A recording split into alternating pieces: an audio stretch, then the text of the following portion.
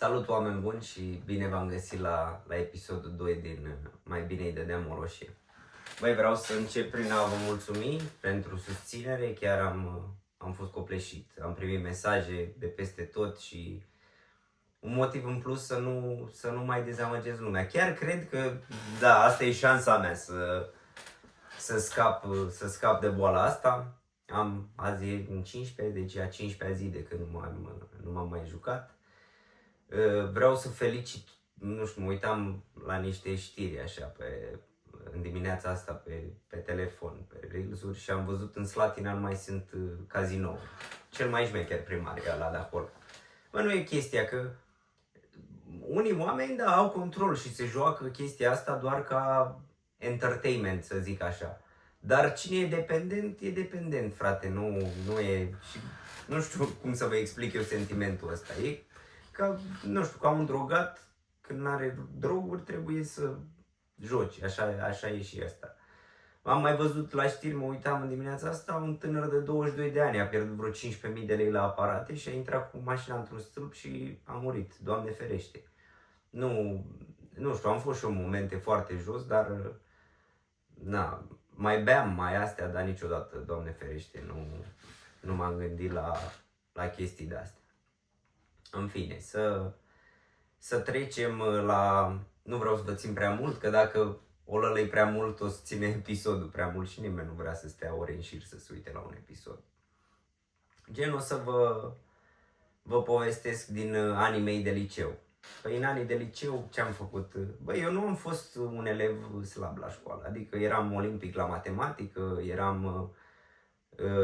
am terminat, nu știu, media pe școala generală a fost undeva 9,88 și media de admitere la capacitate a fost 8,99. Chestia era că eram super bun la matematică. Eu, nu știu, cred că am fost prima generație care a dat tezele astea naționale. Am luat 9, 50 și 10 sau ceva de genul la matematică. Țin minte, după, nu știu, am ajutat multă lume atunci la capacitatea asta, la matematică, dar vezi, n-am turnat și eu tot, trebuia să iau cea mai mare notă. În fine, dar m-au scăzut în jos istorie și română. Nu știu, matematica era materia mea. În fine, am intrat la al doilea liceu din oraș, la prima clasă și da, o să încep așa din clasa 9. Bă, nu știu, eu nu prea eram ieșit la oraș, vezi? Stând la țară, eu mă duceam și cu vaca când eram copil, îți dai seama, nu știu, viața de la țară, nu le aveam. Eu prima oară când am ieșit într-un pub, țin minte, cu colegii sau așa, toți erau la masă, eu eram la bar să comand. Nu așteptam să vină să-mi ia comanda, să plătesc. Mi se părea ciudat că întâi bei și după aia plătești. Dar, în fine, m-am adaptat și la viața aia. Băi, în liceu ce era? Uite, să vă spun cum făceam eu rost de bani să mă joc. Păi, în primul rând, făceam rost, vezi, tu primeai 5 lei pe zi. 5 lei pe zi, aia însemnau un sandwich care era 3,50 lei și 2 țigări la bucată. Eu, desigur, mă apucasem și de fumat. Și majoritatea timpului aia 5 lei nici nu ajungeau pe sandwich ăsta. Cred că de asta nici nu mănânc eu mic dejun acum. Eu nu mănânc mic dejun, cred că de 20 de ani. De 20 de ani, nu, de 20 de ani. De când eram în liceu. Nu mănânc mic dejun. Bine, mai mâncam câteodată mic dejun, dar în funcție de ce se întâmpla cu aia 5 lei. Bine, câteodată cheltuiam, câteodată nu. Și, băi, la liceu eu nici nu știu cum treceam clasa, să fiu sincer. Mă chiuleam, aveam cele mai multe absențe din clasă. Tot așa, aveam datorie pe la colegi, după ce m-am împrietenit cu ei, cred că aveam la toți datorie să-mi bag picior, la toți, la ăștia cu care vorbeam, nu luam bani împrumut de la fete sau astea, nu știu, astea de la femei, nu prea am luat eu bani împrumut mai niciodată. Dar, da, una din sursele mele de venit pe lângă ăștia 5 lei, bine, mai cereai, cred că n-am cerut la fondul clasei, la părinții de capul meu, o grămadă. Și mai fentam cu abonamentul la autocar. Îmi plăteam abonament, nu știu, era ceva genul 100 de lei pe lună. Eu falsificam abonamentul ăla, de 2 ori cred că l-am plătit. 4 ani de zile l-am falsificat. La început erau niște etichete așa cu data zilei de azi și trebuia să rupi unul să-l dai la dus, unul să-l dai la întors. Chestia era că în anumite luni, pe weekend, nu se ducea nimeni la școală și eu strângeam tocurile alea după la colegi, după la prieteni și cu lama ștergeam data, că gen era ziua era trecută printată, dar luna era trecută de mână cu pixul. Și luam lama, ștergeam cu pixul acolo, dacă era luna 7, să zic, ștergeam 7, le puneam în 8. Și așa am mers eu 4 ani. La un moment dat, țin minte, m-am trezit cu cu un nene care conducea pe autocar, vine la mine la poartă și mi-aduce chitanță și toc de lac. Face că, bă, am uitat să-i le dăm lui Victor. De unde? Eu nici nu știu cum a venit, nu știu ce eroare au avut acolo, că eu nu plătisem. Am mai și decontat banii aia pe aia. Bine, era decontul ăsta se bucurau mulți la școală de decontul ăsta. Dar în fine, eu ajungeam la liceu, coboram din autocar, în loc să fac dreapta la școală, făceam stânga la Han, îi zicea. Era un bar acolo unde acolo ne petreceam tot timpul. Jucam poker, jucam tot ce se poate. Barbutul e jocul meu preferat din astea. Și da, altceva, de unde mai făceam rost de bani? V-am spus, ai mei aveau o afacere de familie, deja aveam eu oamenii mei cărora le vindeam, dar asta se întâmpla decât în luna mai. În luna mai aveam bani, bine, mai vindeam roșii, alte alea. Când era vara, munceam cu ziua, toți banii îi băgam. Pe clasa 12 îmi dădea tata bani de meditație, m-am dus cred că 5-6 ore la meditație, restul nu mă mai duceam, îi jucam, bine, a aflat eventual, a fost... Da, datorii la colegi, fier vechi, mamă, cred că am adunat orice piuliță posibilă din curte. Țin minte, odată aveam un boiler de fier vechi care nu-l folosea nimeni și era Paștele, îmi zice tata, ia-l mă ăsta care are 200-300 de kg, îl duci și faci tu bani de Paști. Și ca să-ți mai dau un pont, făceam la mine, vezi că acolo în colțul curții sunt niște cabluri de fier, poți să le iei și pe alea, dar vezi că sunt îngropate în pământ. Atunci, nu știu, mi s-a luat o piatră de pe inimă, că eu le dusesem alea de mult. Le dezgropați, lăsasem 2-3 așa deasupra ca să pară că sunt acolo. Da, și nu știu ce mă jucam păcănele. Astea sunt și cele mai rele, cele mai păcătoase. Bine, acum în ultimul timp, de exemplu, nu mai jucam păcănele, dar astea, da, e curent, frate, ăla nu ai cum să câștigi. Păcănele, poker, stăteam toată ziua la poker, nu mă duceam la școală, stăteam, eu nu știu cum am trecut, eu doar pe clasa 12 am învățat ceva în liceu, că bă, îți ocupă tot timpul ăsta, tot timpul te gândești cum să faci rost de bani, ții minte, nici n-aveam 18 ani, descărcasem la Poker Stars pe laptop și băgasem, în caz că era eu să câștig, băgasem data de naștere și alea a lui taică meu și mă jucam, bine că n-aveam eu card și astea să depun atunci, mă jucam turnee de astea gratis, dar stăteam toată ziua. Când trebuia să învăț și mă punea maică mea să învăț, că mai stătea de capul meu, îmi deschideam un caiet, îl puneam lângă mine acolo și stăteam și mă jucam poker. Și auzeam ușa când intra să vină la mine, deschideam la niște lecții din urmă și mă făceam că învăț. Eu pe clasa 12 am învățat că a trebuit să iau bacul să fug cât mai departe de acolo, să mă duc și eu la București, să am libertate. Nu știu, chestia e că eu și cu chestiile astea, bă, te ferești. Mă feream, orice problemă aveam, că și îți făceai probleme, luai bani împrumut de la nu știu cine. Țin minte, aveam pe unul cu care jucam barbut și, nu știu, bă, bine, datorii 30-50 de lei, ceva de genul. Și aveam să-i dau 50 de lei și, bă, mă teroriza la eu, orice ar fi fost, nu știu, tata era cam dur, așa, cam militar, și nu îi spuneam dacă aveam probleme sau ceva, mi-era frică de el, nu îi spuneam, nu aveam chef de consecințele care veneau după astea. Bine, eventual afla de multe ori, în fine, și prin teroarea asta pe care o aveam eu de el, ăștia la care aveam datorie mă terorizau, îți dai seama că să duc la el, să duc și cer banii lui, îi spun alea, după aia am eu probleme, Și era ăsta, mă suna, îi spuneam gen, țin minte că i-am spus că îi dau banii pe 28. Mă suna, băi, mă teroriza, mă făcea, Victoraș, e 28 azi, Victoraș. Nu-mi dai banii, mă duc la tacto, Victoraș. Bă, mai lasă-mă, mai este. Mamă, ce mă rugam de el. Nu, zic că nu s-a dus la taică-miu, dar, băi, eu eram în teroare atunci, frate. Eram, mamă, orice ar fi, nu vreau să afle ăla. Și, da, în afară de școală, unde stăteam toată ziua la poker, toată ziua, mă ziceam, mamă, țin minte, mai era câteodată îmi dădea să plătesc factura la curent sau la astea. Băi, dar nu știu, cred că de 5 ori am avut eu pe mână să plătesc factura la curent, dar de fiecare dată am câștigat cu banii aia și m-am dus și am plătit factura. Aia era o enigmă. Băi, și da, băi, neavând bani și neavând ăștia, nu știu, când ai o pierdere, dacă pierdeam 50 de lei, erau bani mulți pentru mine acolo, având în vedere că eu primeam 5 lei pe zi. Pierdeam 50 de lei și eram terminat, frate. Nu știu, orice jucător știe. Acum, mai târziu, o să fie și mai rău când iei salariu și îl joci pe tot sau chestii de-astea.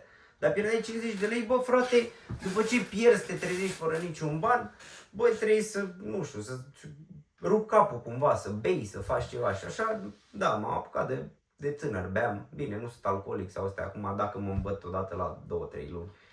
Dar atunci, băi, frate, mă strigau ăștia Damigeană, cum alcoolică îmi ziceau, adică aveam o pierdere de aia mare, mă trezeam cu câte unul care dă de băut și mă duceam și, băi, nu știu, eu și mi-a plăcut viața, așa, viața în general, adică cred că ofeream o energie bună în jurul meu pentru că toată lumea vrea să bea și să se distreze cu mine. Mă duceam, țin minte, la ce mod beam eu, țin minte, mă duceam câteodată la 7 dimineața, coboram din autocar direct în bar, era un bar Nefertiti care vindea bere la metru, nu știu dacă mai e acum barul, n-am mai fost de mult acolo. Dar vindeau bere la metru, un metru de la cât avea, vreo 12 albe și ne duceam 2 și beam 3-4 metri de aia toată ziua. Beam, țin minte, am băut odată, era la modul, n-aveam bani, dar m-am dus acolo și era unul, făcea, bă, dacă o dai talpă îți mai iau una. Și țin minte, am dat vreo 6 halbe de bere talpă, nu știu, pauză 2-3 minute între ele și mă cronometrau toate sub 6 secunde. Da, după când eram, băi, nu învățam nimic, tot focusul meu era cum să fac bani și să mă joc. Asta știam, asta era, așa se formase în mine, știi? Și seara eram la bar la noi în sat. Bine, nu aveam voie, dar chestia era că pe la ora 9 seara așa, aveam un geam care ducea cumva într-o cameră care era lângă camera părinților mei. Și dacă deschideam geamul și strigam, mă auzeau. Și deschideam geamul, spuneam noapte bună, îl închideam, încuiam ușa și săream pe geam și mă duceam la cârciumă, la poker. Da, bine, pokerul de la cârciumă nu era așa, jucai 5 lei, te jucai toată noaptea, nu. Era faza cu barbut, atunci am apucat de barbut. Ăla îmi plăcea, barbutul, ăla a fost, da.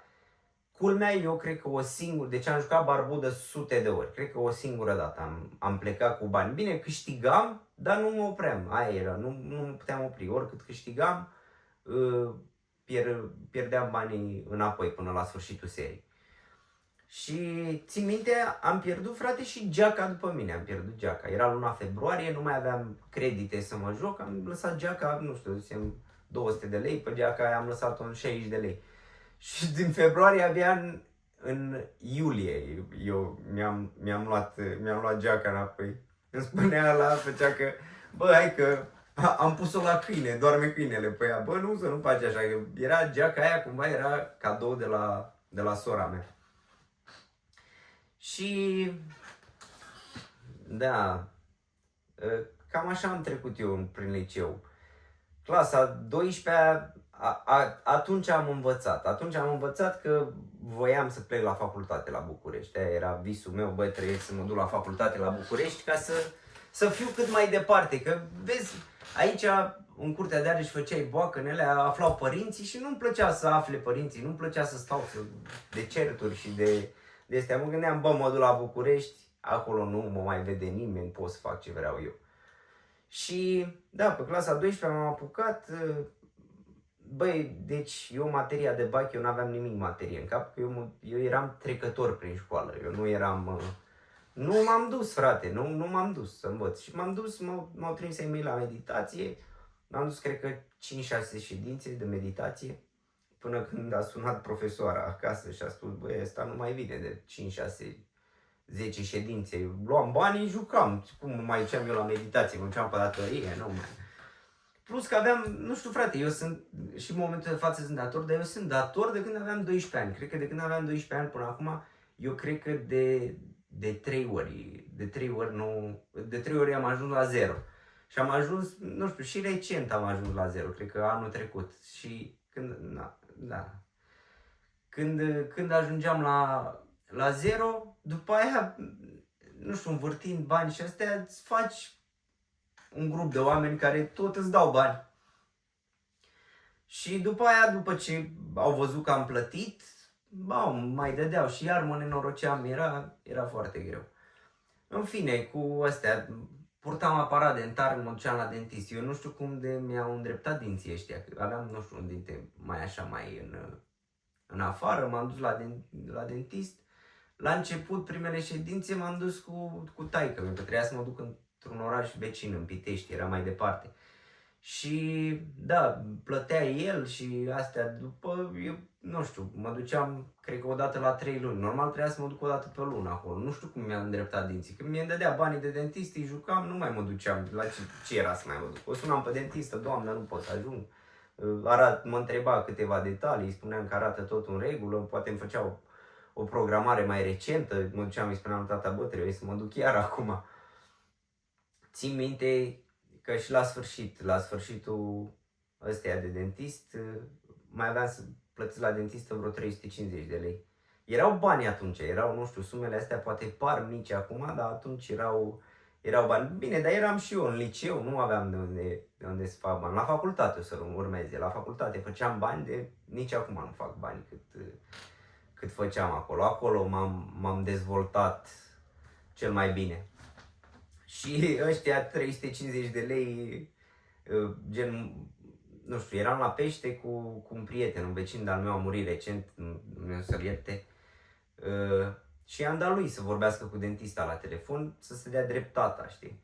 Și țin minte, era pe bicicletă, eram amândoi beți, veneam fusesem de la 5 dimineața la pește, băusem palincă și alea, și veneam cu bicicletele. Și i-am dat lui să vorbească, era mai matur, avea voce, țin minte, mergea pe bicicletă și vorbea. Și îi spunea, ce a făcut, doamnă? Nu v-a dat banii? Aoleu, păi eu îl trimit, era exact vacanța când să intru la facultate.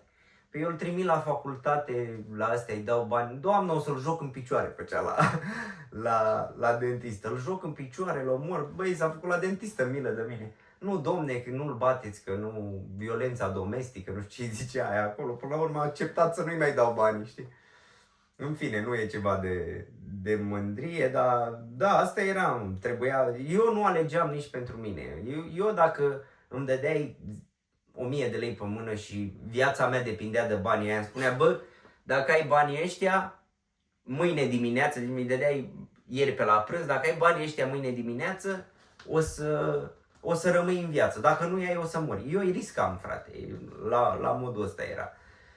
Și da, cam asta a fost liceu. A fost și băutură. Beam, frate, vai de cap, atunci am apucat. Beam că așa e, când pierzi vrei să ții neci amarul. Nu știu, noi cred că ne îmbătam cel puțin de 3-4 ori pe săptămână. Că fugeam pe geam, ieșeam pe stradă, puneam toți câte 4-5 lei, luam 6-7 peturi de bere de alea la 2 litri jumate, ne strângeam 5-6 inși în cerc, desfăceam dopul, aruncam și îl dădeam în cerc până se termina ăsta. Dar bine, nu știu, cumva beam atunci, dar bă, nu mă bătam vreodată să mi se taie filmul sau ceva. Mai târziu, vai de mine, beam de blackout. Mi se tăia filmul super rău. Dar da, cam așa a fost liceul. A fost, da, nu știu, cum am luat bacul e o minune și acum. Și l-am luat pe cârca mea, pe astea. Dar l-am luat că trebuia să ajung la facultate. Trebuia să ajung la facultate neapărat, să plec, nu știu, București, mă gândeam că îmi deschide noi orizonturi și în afară de asta, băi, puteam să-mi protejez părinții, știi, că nu era bine nici pentru urechile lor când aflau fel și fel de măgării ce făceam eu. Da. Păi, nu știu, sper să nu fie așa de plictisitor episodul ăsta și țineți-vă bine că acum o să înceapă cu ilegalități și nu știu, eu nu știu cum am scăpat cu viața din facultate, să fiu sincer. Dar, da, vă mulțumesc pentru suportul pe care mi l-ați dat încă o dată și sper să vă placă și episodul ăsta. Sper să trec repede prin povestea mea și să ajung la nucleul canalului ăsta, adică la ce vreau cu adevărat să fac prin canalul ăsta și e nu știu, să ajut lumea și să mă ajut pe mine să scap de astea. Dar, băi, cumva, acum, având susținere, așa, vezi tu ca jucător, nu spui, frate, nu spui la nimeni și te ferești. Acum, nu știu, când am spus-o așa, am postat pe internet de știe toată lumea, băi, parcă am o motivație în plus. Adică, eu am realizat ceva, eu niciodată n-am luat salariu fără să mă joc niciun ban. Uite, luna asta am luat salariu și chestia e cu salariu că, uite, am datorii mai multe de plătit decât e salariu. Și de obicei când eram în situația asta, băi, riscam să fac banii să plătesc toate datoriile și în 90% din cazuri trebuia să am discuțiile la telefon cu persoanele cărora am să le dau bani. Dar, da, tot rău spre bine, cine știe, poate așa a vrut Dumnezeu, așa a vrut să trec eu prin chestia asta ca poate asta e vocația mea, cine știe, să ajung să împărtășesc poveștile astea. Păi, vă salut și vă aștept la episodul 3. O zi bună!